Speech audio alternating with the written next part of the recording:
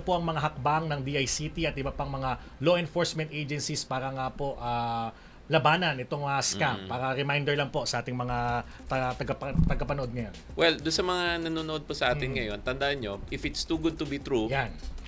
it must be bad. Pangalawa, pag yung number hindi nyo kilala, huwag nyo na pong sagutin.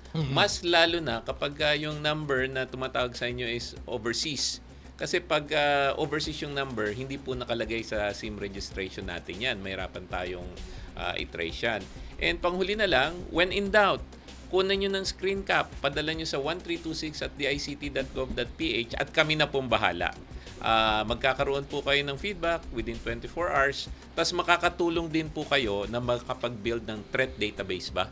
Let's say, dalawa kayo nagreklamo, o di may dalawa ng instance na itong website na to, baka delikado. Nagkakaroon na ng history. Nagkakaroon ng history. Tapos kami na bahalang mag-trace niyan. And nandito po kami, hindi lang po sa government, pati po yung mga private sector partners namin, Scamwatch, Digital Pinoy, at marami po yan.